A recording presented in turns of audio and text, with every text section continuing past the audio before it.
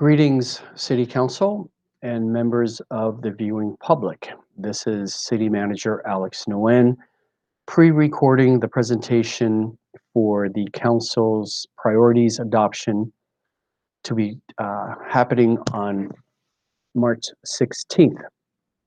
So the item, of course, is adoption of the City Council's 5-year priorities for the period 2021 through 2025. Now, the adoption is of priorities that the council actually set at its February 25th special city council workshop to discuss these priorities. If you didn't have the opportunity to view that meeting or the presentation for it prior, or the city council committee's meetings prior to that, which led up to it, or the public survey that was the most recent survey conducted to provide public input. You can view all of those online at the city's website. So the priorities that were set on the night of February 25th are as follows. There were 5 categories: quality of life, economic development, public safety, infrastructure and natural resources, and organizational effectiveness. And what the council settled on at the end, or I should say by the end of that special workshop, are as follows. Under quality of life, number 1 is to restore and enhance youth programs and to launch the Oxnard Arts Academy for local youth in South Oxnard. Number 2, restore and enhance senior programs, as well as build the council-approved new senior center.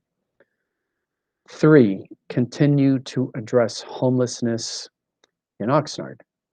4, build an aquatic center in South Oxnard. 5, create the process to begin studying the future of the Performing Arts Center, as well as a long-term plan for reopening the Carnegie Art Museum. Under the category of economic development, 1 is to focus on business retention and expansion, as well as new business attraction. 2, to train and prepare Oxnard residents for employment at local businesses through the Oxnard Employee Pipeline. Number 3, to revitalize the Hueneme, Saviors, Pleasant Valley, and Channel Islands corridor. Number 4, to renovate 4th Street downtown between the train station and the downtown, so we can create a safe connection between the transit center and the downtown. Number 5, to create a new Zocalo in South Oxnard. In public safety, 1 is to maintain 911 response times. 2, maintain the fire protection services. 3, restore the neighborhood policing program. 4, restore and possibly increase our paramedic squads. And 5, to create a modern disaster preparedness program to prepare the city, and that means the entire city, the community, and our business community, not just City Hall, to be prepared to respond to and recover from major events such as earthquakes or flooding. And there are a couple of minor items added to the public safety category, and it is these 2. For a modest and incremental approach to implementing more security cameras where needed in the city. That, of course, will be data driven by the police department, and also to begin a modest lifeguard program at our beach. Next category, infrastructure and natural resources. 1 is to restore the proper street paving cycle.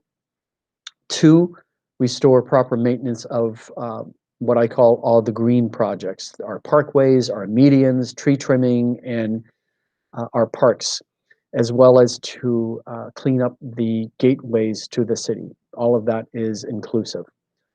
Number 3, to ensure adequate future water supply. Of course, by that we mean the drinking water. 4, or did I say 4? That was 3. Ensure adequate future water supply. Drinking water, that's 3. So 4 is to repair our alleys. and 5 is to repair the seawalls in the harbor. And the final category, organizational effectiveness. 1, secure long-term financial sustainability.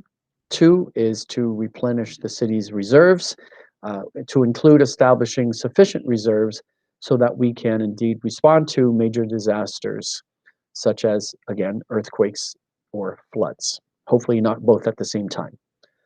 3, invest in appropriate staffing levels so we can get all this work done. 4, strengthen the city's cybersecurity. And finally, 5, invest in staff training and development. So those are the policy priorities for the city of Oxnard as set by your city council for the next 5 years. Again, the council on the night of March 16 will formally adopt this policy document. And the last thing I want to say is, while these are the priorities for the administration to pursue over the next 5 years, by no means that these are the only things that we will work on. Obviously, we have lots of day-to-day work that we have to take care of. And should a major opportunity or a major grant arise over the next 5 years, we will, of course, bring that to the attention of the city council